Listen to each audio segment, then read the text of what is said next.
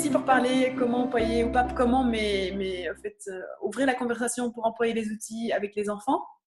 Marine, tu as juste arrêté en fait d'être infirmière Ouais, officiellement ça y est. et tu peux nous dire ce que tu as créé, ce que tu faisais.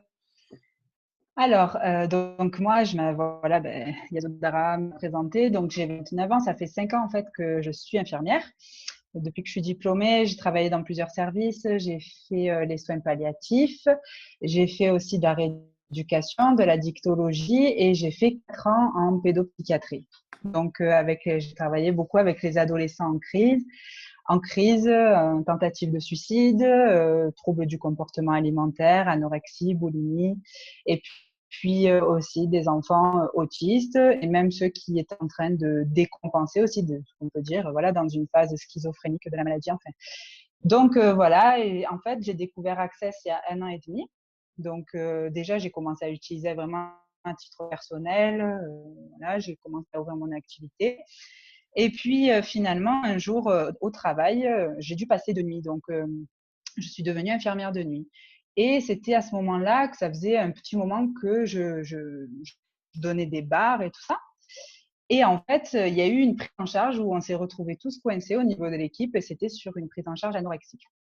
Et là, je suis allée en réunion de jour et il y avait ma chef de service, la médecin-chef, qui était là et on parle ensemble et je lui dis, bon, écoute, je sais que telle patiente, elle a été très réceptive au reste, que c'est aussi une méthode d'acupression au niveau du corps aussi. Euh, Elle a été très réceptive à ça. Elle n'arrivait toujours pas à reprendre de poids. C'était aussi une humeur toujours très déprimée, enfin qui s'enfonçait, on va dire, voilà, dans la mort, quoi. Et en fait, j'ai dit, bah, si tu veux, on peut essayer. J'ai une méthode, ça s'appelle Access Bar. Voilà, il y a eu tels trucs qui ont été prouvés, pas prouvés, mais démontrés par des électroencéphalogrammes ou des neuroscientifiques américaines. Donc, je commence à lui en parler. Et puis, elle me dit, bon, écoute, de toute façon, on a tout essayé, donc vas-y, fais-le. Et donc, tous les 2 ou 3 jours, enfin les soirs, quoi, du coup, parce que je commençais à 21h, on se voyait avec cette jeune fille et je lui donnais les barres, mais je faisais pas une séance complète. Donc, je faisais une séance de 20 minutes parce qu'après, il y avait une heure de coucher fixe, etc. Bon. Et je faisais une séance de 20 à 30 minutes, 20 minutes vraiment de barres, enfin, voilà, d'activation de barres. Et ensuite, on revenait sur ce qu'elle avait vécu par rapport à son corps. Parce que les anorexiques, elles souffrent souvent de dysmorphophobie. C'est-à-dire elles sont pas du tout, elles se voient pas du tout comme elles sont dans la réalité. Voilà. Donc, du coup, elle a pu sentir pendant les bars un apaisement vraiment déjà au niveau du mental. Ça, c'était clair et net pour elle. Et puis, les anorexiques aussi, de manière générale, elles ont beaucoup de mal à dormir. Donc, et au fur et à mesure, elle a récupéré des nuits de sommeil, on va dire, très planes et équilibrées, parce qu'on faisait des passages voilà, très régulièrement. Et en fait, ouais, ça avait apaisé son sommeil. Déjà ça. Au niveau de son corps aussi, ce que ça avait créé, eh ben, c'est plus d'unité. C'était Wow. plus d'unité et de communion avec son corps. Et en fait, ça a duré, j'ai dû lui faire 4-5 séances de 20 minutes. Hein. Elle avait quoi, 16-17 ans. Et puis, elle est sortie peut-être 2 mois plus tard, quoi. Wow. Après, c'est pas ça qui a fait que, c'était l'assemblage de toute cette prise en charge qui a été longue, qui a été dure pour elle aussi. Elle s'en est sortie toute seule et bravo à elle d'ailleurs. Mais voilà, et ça a été quelque chose même qu'elle demandait, quoi. Enfin, Marine, on se voit ce soir, c'est une petite séance et tout. Oui, ben ok. Alors moi, j'aime bien aussi que ce soit à la demande de la personne. Oui. Voilà, je fais découvrir, je peux en parler, et j'aime bien que ce soit elle qui vienne demander pour qu'elle puisse vraiment recevoir tout de la séance.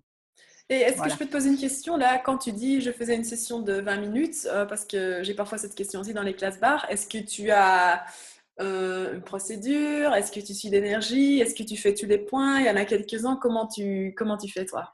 Alors moi, donc je commence toujours par l'appel d'énergie. Après, je fais toujours la bande d'implant. Pour moi, c'est obligatoire, quoi. Enfin, c'est mon rituel personnel. J'envoie direct sur la bande d'implant. Et quand je suis sur la bande d'implant, j'ai des informations qui arrivent par rapport au corps de la personne qui est là. Et là, en fait, je sais où est-ce que je vais devoir poser mes doigts. Mais en fait, même, tu sais, pendant la séance, des fois, je me rappelle même plus le nom des points. Tu sais, je sais que mon doigt, il doit se poser là. Mais Ouais. mes limites, je sais plus quel point c'est, quoi. Et en fait, je suis l'énergie, oui. Et je finis toujours par la restructuration des corps et les autres points de la fin. Donc voilà, mais je faisais en sorte que ça dure pas très longtemps parce qu'elle pouvait directement s'endormir. Elle lâchait prise, alors que les anorexiques, de manière générale, on peut dire que c'est des gens qui sont hyper dans le contrôle. Ouais. Mais en fait, là, vraiment, c'était dingue à quel point on voyait comment elle lâchait prise, elle avait hyper confiance, elle était bien avec son Oh. corps, elle respirait profondément. Enfin, c'était super beau. Donc, et je l'ai beaucoup utilisé aussi les barres sur les jeunes, toujours des courtes séances, toujours des jeunes, bien sûr, qui je prévenais, qu'ils étaient d'accord, que le médecin aussi était OK. Et en fait, oui, parce que pour moi, c'est toujours léger d'agir comme ça, de savoir Oui. qu'en amont, c'est OK et que voilà. Et en fait, j'utilisais beaucoup pour les troubles du sommeil et les troubles anxio-dépressifs. C'est-à-dire pour les gens qui étaient en permanence en train de se dévaloriser ou de réfléchir au pire de ce qui pouvait arriver ou même d'élaborer des scénarios de suicide, etc. Donc voilà, plutôt, je faisais plutôt les barres sur ces jeunes-là. Après, le risque aussi, et que je me posais la question, c'était de savoir, parce que j'en avais parlé à mon médecin-chef, j'avais dit, mais tu sais, par contre, je ne sais pas ce que ça peut donner parce que quelqu'un qui est dit instable psychologiquement, est-ce que ça va pas le faire décompenser dans une autre réalité que de faire les barres? J'ai dit, je peux pas te garantir que elle peut pas décompenser ou faire une bouffée délirante aiguë ou décompenser dans la schizophrénie. En fait, j'ai dit, je sais pas. Autant ça peut lui faire que du bien, mais autant je sais pas du tout ce que ça donnait. Donc j'avais vraiment tout déballé. Même mes propres peurs et mes propres projections, mes propres conclusions, elles Oui. étaient là. Et elle m'a fait confiance. Et en fait, et non, et en fait, quand c'est vraiment léger, quand on dit de suivre la légèreté, ça peut que créer plus pour l'autre. Sinon, quand je pouvais pas faire les barres parce que du coup c'était lourd ou que j'avais pas trop d'autorisation ou que j'en avais pas parlé, tout simplement, voilà, c'était moi aussi. Hein. Demandez, vous recevrez, comme on Oui. dit. Et en fait, si tu veux, quand j'avais les jeunes en entretien, quand ils venaient me voir, quand ça allait pas, parce que voilà, ils peuvent nous solliciter à tout moment, et nous, on peut les solliciter aussi en fonction de comment ils se comportent, etc. Et en fait, quand j'étais en entretien avec eux, c'était des questions, des questions, des questions, des questions. Jamais de conclusion, jamais oh mais tu devrais peut-être faire ça ou tu devrais peut-être faire ça, mais tu vois. Enfin voilà. Après, je pense que ça ressemblait pas au type d'entretien, en tout cas que moi-même je pouvais faire avant que je puisse connaître tous ces outils-là, que sont lourds ou légers, qu'est-ce qu'a besoin le corps. Et en fait, il y avait un jeune aussi la dernière fois qui était vraiment en pleine décompensation schizophrénique, quoi. Donc, et il avait de grosses angoisses de morcellement. Donc là, c'est vraiment l'impression que ton corps, il est dans tout l'espace, quoi. Et en fait, que tu fais pas du tout unité avec ton corps. Tu as l'impression que des fois que ton bras, il est à 3 km de toi. Enfin, bon, tu vois, c'est un peu ce genre de perception qu'ils peuvent avoir. Et en fait, il avait besoin d'une présence à côté de lui. Je pense que ça devait peut-être le contenir. Et on a beaucoup marché tous les deux. Et je lui posais des questions. Est-ce que tu as besoin que je te touche les épaules là? D'accord. Et là, tu sais que c'est tes coudes? Ok. Et là, tu sais ce que c'est? Tac, tac. Et en fait, à chaque fois, je faisais des petits tapotements comme ça. Et finalement, on est arrivé dans sa chambre et il a voulu que je continue. Et en fait, tout ça, tac, tac, ça lui a permis, parce que l'adolescence, c'est une super période hyper difficile, même pour tous ces changements au niveau du corps. Et en plus, si tu arrives dans cette réalité avec une différence, à savoir, voilà, tous les troubles psy ou d'autres trucs. Donc, c'est encore peut-être plus dur de t'adapter à cette réalité.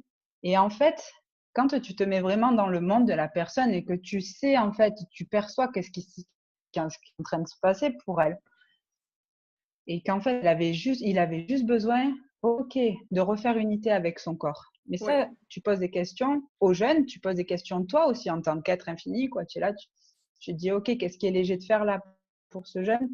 D'accord, donc ça, c'était léger. Et en fait, il s'est endormi très rapidement, juste, tac, tu vois, en posant des questions au corps, en posant des questions à moi-même, et il s'est endormi. Et, mais voilà, même quand tu es complètement désadapté de cette réalité, qu'est-ce qu'il faudrait pour que nous tous, en tant qu'adaptés ou pseudo-adaptés, on puisse s'ouvrir et voir enfin tout ce qui est possible pour tous les corps. Parce que voilà, il y avait beaucoup aussi de gens en surpoids, il y avait des anorexiques certes, mais beaucoup de jeunes en surpoids qui souffraient énormément de leur surpoids. Et donc là, c'est pareil. c'est aussi les mettre en conscience de, OK, qu'est-ce que ton corps veut? De quoi est-ce que ton corps a besoin? Donc voilà, quand je ne pouvais pas faire les arts, j'étais toujours dans la question. Oui. Toujours, toujours, toujours, toujours. Voilà. Donc c'était voilà mon petit retour d'expérience. Ça a été très, très fort pour moi de l'utiliser. J'adore mon métier. Enfin, vraiment, si je l'ai quitté, c'est parce que j'ai l'impression que j'étais trop enfermée dans une boîte et qu'on ne pouvait pas faire tout ce qui est possible de faire aujourd'hui et de la frustration qui est en train de naître, etc. Mais, mais c'est un super métier d'ailleurs, voilà. Et qu'est-ce qu'il faudrait pour qu'il y ait tout le monde médical qui s'ouvre à ça? Que ce soit l'explosion de la confiance à l'hôpital. Donc, quoi d'autre est possible, voilà.